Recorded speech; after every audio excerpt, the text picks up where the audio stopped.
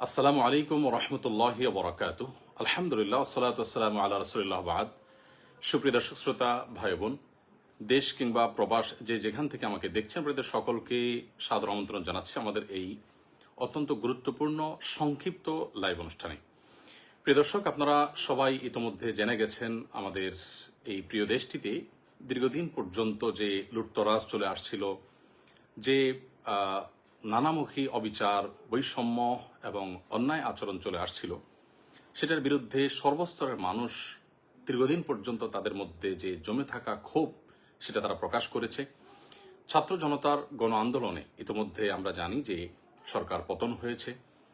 এই পুরো সাফল্যের যে মহানায়কেরা, বিশেষ করে আমাদের শিক্ষার্থীরা, তাদের সকলকে আমরা সকলে বিনম্র শ্রদ্ধা জ্ঞাপন করি। আল্লাহ রাব্বুল আলামিন তাদের সবাইকে এর জন্য সর্বোত্তম বিনিময় দান করুন এবং যে সমস্ত ছাত্র ভাইদেরকে বা যে সমস্ত নিরীহ নিরপরাধ মানুষদেরকে আমরা হারিয়েছি, যাদেরকে হত্যা করা হয়েছে, খুন করা হয়েছে, আমরা তাদের প্রত্যেকের রুহের মাগফিরাত কামনা করছি। আল্লাহ রাব্বুল আলামিন তাদের সবাইকে শাহাদাতের মর্যাদা দান করুন। প্রিয় দর্শক ভাই বোন, যে বিষয়টিকে আমি শুরুতেই বলতে চাই তা হলো যে বর্তমানে যে আনন্দঘন একটি পরিবেশ চলছে, এই পরিবেশে আমরা দেখতে পাচ্ছি যে অনেক সুযোগ সন্ধানীরা এমন সব কাজ করছে যে এই পুরো অর্জনটাকে ম্লান করে দেওয়ার জন্য সেগুলো যথেষ্ট হতে পারে। তোমাদের থেকে একটি গুরুত্বপূর্ণ বিষয় হলো যে লুটতরাজ চলছে। এমনকি আমরা সোশ্যাল মিডিয়ার কল্যাণে এও দেখলাম যে রাস্তাঘাটের লাইট পর্যন্ত মানুষ খুলে নিয়ে যাচ্ছে। যারা রাস্তাঘাট থেকে লাইট খুলে নিয়ে যাচ্ছে, যা হাতের কাছে পাচ্ছে সেটাকেই তারা ভেঙে নিয়ে যাচ্ছে এবং যেখানে পাচ্ছে সুযোগ সেখানে তারা লুটতরাজ করছে।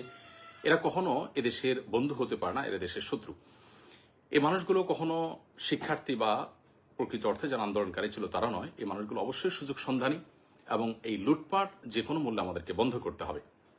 বিধায় যারা যেখানে আছেন, আমি বিশেষ করে মসজিদে যারা আছেন, মসজিদের দায়িত্বশীলদেরকে বিনীতভাবে অনুরোধ করতে চাই, আপনাদের মসজিদ থেকে আপনারা আহ্বান করুন, ডাক দিন, যেন কোনো প্রকার লুটতরাজ, কোনো প্রকার অরাজকতা যেন না চলে। কেউ যেন আইন নিজের হাতে তুলে না নেয়। কোনো প্রকার অরাজকতা যদি চলতে থাকে তাহলে সেটি আমাদেরই দুর্ভোগ পোহাতে হবে, সেটা আমাদেরই অকল্যাণ বয়ে আনবে। সরকারি কিংবা বেসরকারি কোনো স্থাপনা যেন কোনোভাবে নষ্ট না হয়। বিশেষ করে মসজিদগুলো থেকে যদি একযোগে এই আওয়াজ উচ্চারিত হয় এবং সমাজের প্রত্যেকটা মানুষ যদি দায়িত্বশীলতার আচরণ করেন এবং যারাই অন্যায়ের দিকে হাত বাড়াচ্ছে তাদের হাতকে যদি আমরা থামিয়ে দিতে পারি, তাহলে সেটা আমাদের জন্য অত্যন্ত আনন্দের বিষয় হবে। অতএব আসুন, ছাত্রদের এই অর্জনকে, ছাত্র জনতার এই অর্জনকে ম্লান করে দেওয়ার মতো কাজগুলোকে যে কোনো মূল্যে থামাতে হবে। আর না হলে এটার জন্য আমাদের সবাইকে কিন্তু পস্তাতে হতে পারে। বিধায় আমি বিনীতভাবে অনুরোধ করছি যে লুটতরাজ বন্ধের সবাই উদ্যোগ নিন। আপনার আশেপাশে কেউ লুটতরাজ করছে, আপনি তাকে থামিয়ে দিন। এমনকি আপনার গণভবনে যারা গেছেন সেখান থেকে অনেক কিছু নিয়ে এসেছেন। এটি মুসলিম সুলভ আচরণ নয়, এটা কোনো নীতিবান, কোনো আদর্শবান মানুষের কাজ নয় যে আপনি সেখানে রাষ্ট্রীয় সম্পদ যেগুলো আছে এগুলো তো রাষ্ট্রের সম্পদ, আপনার ট্যাক্সের কেনা টাকা জিনিস, এই দেশের জনগণের জিনিস। অতএব আপনিও যদি সেটা দিন শেষে লুটতরাজ করেন, তাহলে লুটতরাজকারীদের সাথে আপনার পার্থক্যের জায়গাটা কি থাকলো? আমি আবারও বলতে চাই অত্যন্ত বিনয়ের সাথে যে প্লিজ সবাই যার যার জায়গা থেকে শান্তি বজায় রাখুন এবং সবাই শান্ত হন। প্রিয় নবী সাল্লাল্লাহু আলাইহি সাল্লাম যখন মক্কা পুনরুদ্ধার করেছেন, মক্কাকে স্বাধীন করেছেন, তখন কিন্তু তিনি মক্কায় কোনো মানুষের কোনো প্রকার জানমালের ক্ষয়ক্ষতি হতে দেননি, বরং সেখানে একরকম অনেকটা রক্তপাতহীনভাবেই কিন্তু তিনি মক্কা বিজয় করেছেন। তার সে মক্কা বিজয়ের ইতিহাস আমরা স্মরণ করার চেষ্টা করি এবং মক্কা বিজয়ের সময় তিনি যে বিনয়ের পরিচয় দিয়েছেন, তিনি যে আল্লাহর কৃতজ্ঞতা জ্ঞাপন করেছেন, সেটিকে আমরা স্মরণ করি। সেই সাথে বিশেষভাবে আমি বলতে চাই, সংখ্যালঘুদের উপর যে নির্যাতনের সংবাদ উঠে আসছে, এর কতটা সত্য কতটা মিথ্যা আমরা জানি না, তবে আমি বিশেষভাবে মাদ্রাসা শিক্ষার্থীদেরকে বলবো যে আপনারা অনুগ্রহ করে আপনাদের আশেপাশে থাকা হিন্দুদের স্থাপনা, ঘরবাড়ি, তাদের মন্দির, উপাসনালয়, এগুলোতে কোনো মানুষ যাতে আক্রমণ করে অন্যায়ভাবে সেখানে কোনো প্রকার জুলুম করে সেটাকে উদুরপিণ্ডি বুদুর ঘাড়ে চাপাতে না পারে, সেজন্য আপনারা সজাগ থাকুন। এবং এই কর্তব্যটা, এই সময়টা যদি আমরা সবাই মিলে পালন করতে পারি, তাহলে সেক্ষেত্রে এই বিজয় বা এই উৎসব যেটা আপনারা করছেন, গোটা দেশে মানুষ করছে, আমরা সবাই করছি, সেটি প্রকৃত অর্থে উৎসবে পরিণত হবে। বিধায় কোনো সংখ্যালঘুর উপর যদি নির্যাতন হয়, তাহলে সেক্ষেত্রে যে জুলুমের বিরুদ্ধে আন্দোলন হলো, যেই জুলুমের বিরুদ্ধে এই গণ আন্দোলন হলো, গণ অভ্যুত্থান হলো, আমরা ৭১ দেখিনি, আমরা ২৪ দেখেছি। আমরা এই গণ আন্দোলনের যে সাক্ষী হয়েছি, সেটি প্রকৃত অর্থে সার্থক হবে তখনই যখন এটাকে সম্পূর্ণরূপে সংখ্যালঘুদের উপর নির্যাতন বন্ধ এবং সকল প্রকার লুটতরাজ বন্ধ করার প্রচেষ্টা আমরা প্রত্যেকটা মানুষ করতে পারবো। আমি আবারও বলছি যে সংখ্যালঘুদের নিরাপত্তা সবাই নিশ্চিত করুন প্লিজ। মসজিদের মাইক থেকে হিন্দু ধর্মাবলম্বীদের ঘর বাড়ি তাদের স্থাপনায় কোনো প্রকার কেউ হাত দিয়ে যদি কোনো কিছু ভাঙতে উদ্যত হয়, আগুন দিতে উদ্যত হয়, কোনো প্রকার অন্যায় আচরণ করতে উদ্যত হয়, তাহলে ইমাম সাহেবের নেতৃত্বে সেই কালো হাত ভেঙে দিন, সেই কালো হাতকে থামান। নবী করিম সাল্লাল্লাহু আলাইহি ওয়াসাল্লাম বলেছেন, উনসুর আখাকা নাসর যালিমান ওয়া মাজলুমা, তোমার ভাই অত্যাচারী হোক আর অত্যাচারিত হোক, সর্বাবস্থায় তুমি তাকে সাহায্য করো।